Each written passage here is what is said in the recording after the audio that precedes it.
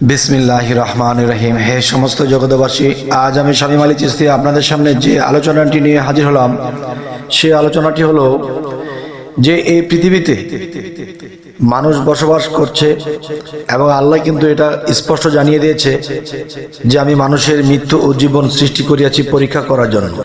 মানুষ যখন পরীক্ষা পাশ হতে শুরু করবে, তো পরীক্ষা পাশ করতে হলে বাহ্যিক জগতের পুস্তক বা বই পড়ে কখনো আল্লাহর পরীক্ষা পাশ করা সম্ভব নয়। তবে যে পরীক্ষা, সেটা হলো রুহানি জগতের পরীক্ষা, আত্মজগতের পরীক্ষা, যে কোন কোন পরীক্ষাগুলো পাশ করলে আপনি আল্লাহর রূপের দর্শন হবে। কিন্তু এখানে একটি কথা হলো যে আপনারা থাম্বনেলে যেটা পেয়েছেন যে আল্লাহ একজন সাধককে, আল্লাহ একজন আল্লাহর আমলকারীকে, আল্লাহর কর্মকারীকে আল্লাহ স্বয়ং কয়টা রূপে সাক্ষাৎ দেবে এবং পৃথিবীতে আল্লাহর বহু রূপ। একটি কথা আছে যে নিরাকার, যার আকার নেই, এরকমই মানুষ বুঝতে পারছে, কিন্তু আসলে এই বোঝাটা ঠিক নয়। নিরাকার, নিরেরও আকার আছে। তাহলে বলবো একজন সাধকের জীবনে আল্লাহ, ঈশ্বর, ভগবান কয়টা রূপে সাক্ষাৎ দিবে। তবে যেদিকে তাকাই সেদিকেই যদি আমি আল্লাহকে পাই, আল্লাহকে দেখতে পাই, সেটা হলো আরেক হিসাব। এখন আমি যে হিসেবটি মিলাবো সেটি হলো, দেখুন যে মানুষের মধ্যে যদি আল্লাহ বসবাস করে থাকে, তাহলে আমি ছোটবেলা থেকে আসি যে পিতামাতা যে রূপ নিয়ে তাকে জন্ম দিয়েছে আরেকটা রূপের, সেই পিতামাতার মধ্যে কিন্তু আল্লাহ আছে।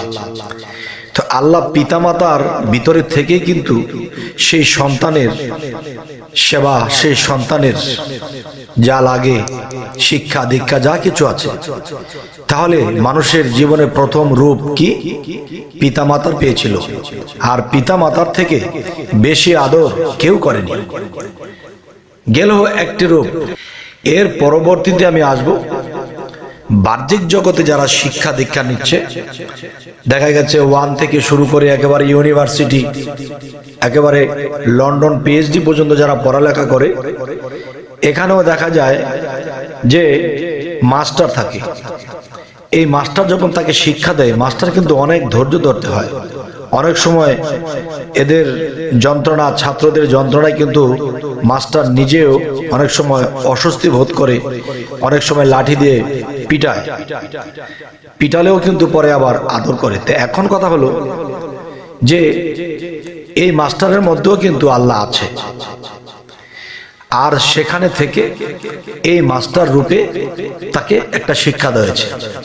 তাহলে আল্লাহ যদি কোরআনে বলে থাকে তোমরা যেদিকে মুখ ঘোরাও সেদিকে আমি আছি, যেদিকে মুখ ঘোরাবে সেদিকে আমি আল্লাহ আছি, তাহলে যেই দিকে ঘোরাবো সেই দিকে আছে, কিভাবে আছে, কোন ভাবে আছে, এটি একটু আমাদের বুঝতে হবে।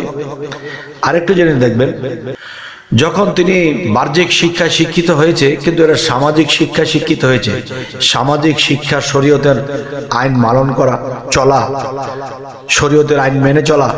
তাহলে এটাও কিন্তু দেখা গেছে শরীয়তটাও কিন্তু আল্লাহর, শরীয়তের শিক্ষাটাও কিন্তু আল্লাহর, যদি কেউ সূক্ষ্ম পথে থাকে। তাহলে এই চলে গেল শরীয়তে আল্লাহর রূপ, যে মানুষ কেউ পিতামাতার মধ্যে আল্লাহ, কখনো মাস্টারের মধ্যে আল্লাহ। আচ্ছা, তাহলে সে মাস্টারকে যে রূপে চেনে তাকে কিন্তু অন্তর্গত প্রভুর মতোই তাকে মানত। পিতামাতাও কিন্তু তাদেরকে প্রভুর মতোই মানত, যে পিতামাতার কথা ছাড়া চললে জাহান্নামে যেতে হবে, হ্যাঁ, আল্লাহ নারাজ হবে, এবং মাস্টার গুরুজনের কথা না শুনলেও জাহান্নামে যেতে হবে। এই একটা বিষয়। আরেকটা বিষয় হলো, দেখেন যে আরেকটা রূপের মধ্যে যদি যাই, সেটা হলো কি? সেটা আধ্যাত্মিক রূপ। সেই আধ্যাত্মিক রূপের বা আধ্যাত্মিক জ্ঞানের যে শুরুটা, এই শুরুটা হবে নিজ গুরু মুর্শিদ দিয়ে, পীর মুর্শিদ দিয়ে শুরু হবে। সেটা কিভাবে, কখন, কিভাবে, কি? যখন একজন ব্যক্তি একজন মুর্শিদ ধরলো বা গুরু ধরলো, তখন কিন্তু গুরু তাকে সামাজিক, আধ্যাত্মিক, তরিকত, হাকিকত, মারিফত সমস্ত সাইড তাকে শিক্ষা দিতে শুরু করেছে। বিশেষ করে আধ্যাত্মিক জগৎটাই বেশি শিক্ষা দেওয়া হয়, যেহেতু আত্মজগৎ, গুরু হলো রুহানি পিতা বা আত্মার পিতা। তাহলে সেখানে গুরুর রূপেও কিন্তু আল্লাহ আছে, আর সেই রূপে তাকে শিক্ষা দিয়েছে অল সাইড। এ হলো একটা বিষয়। আরেকটা রূপের মধ্যে যদি যাই, তখন সেই গুরু মুর্শিদ যদি স্বপ্নযোগে ভক্তকে শিক্ষা দেয় বা আসে, এসে বিভিন্ন কিছু তাকে জানায়, শিক্ষা দেয়, তখন সেখানেও একটা রূপ। এরপরে মুর্শিদ রূপ আয়না, এই আয়নার ভিতরে থাকে ময়না। সে ময়না কিন্তু সহজে কথা কয় না যদি সাধনা না করে। তো এখন বলবো, যখন একজন মানুষ শিষ্য হয়, গুরু মুর্শিদ ধরে, তাকে মানতে শুরু করে, বাহ্যিক চর্ম যে শরীর, হাড্ডি মাংসর যে শরীর, সে শরীর নিয়ে কিন্তু শিক্ষা দিচ্ছে, আবার আত্মজগতে সেই মুর্শিদ রূপে আবার শিক্ষা দিচ্ছে। এখানে একজনকে দুইটি শিক্ষা রূপে বা শিক্ষক রূপে পাওয়া যাচ্ছে। তো এবার আসবো, যার যার গুরু মুর্শিদের রূপ স্রোত যখন ধ্যান সাধনা করে, তখন এরকম ধ্যান সাধনা করতে করতে করতে করতে তখন গুরুর যে রূপ স্রোত, মুর্শিদের যে রূপ স্রোতটা আছে, এটা আয়নায় পরিণত হয়। আর এই আয়নার দিকে যখন তাকিয়ে থাকে বা ধ্যান সাধনা করতে থাকে, তখন সে আয়নার মধ্যে কিন্তু স্বরূপ ভেসে ওঠে। যে স্বরূপ আছে, সেই স্বরূপকে, যাকে নিরঞ্জন বলা হয়, সেই আয়নার মধ্যে বা সেই দর্পণের মধ্যে যখন নিজ বা স্বরূপ ভেসে ওঠে, তখন সেখানেও কিন্তু শিক্ষণীয় বিষয় আছে। সেখান থেকেও কিন্তু ওই রূপেও শিক্ষা দেওয়া হয়। তো এখন আমি বলবো, আমরা রূপ কয়টি পেয়েছি? পিতামাতার মধ্যেও আল্লাহর রূপ আছে, মাস্টারের মধ্যেও আল্লাহর রূপ আছে, গুরু মুর্শিদের মধ্যে আল্লাহর রূপ আছে, এবং সেই গুরু মুর্শিদের তাদের আইন, তাদের সাধনা, তাদের ধ্যান করলে, সেই গুরু মুর্শিদের ধ্যান করলে তখন সেখান থেকে স্বরূপ আসে, যাকে বলা হয় নিজ রূপ। সেই রূপটি ভেসে ওঠে। আবার সেই নিরঞ্জন যিনি, তার থেকেও মানুষ শিক্ষা পায়।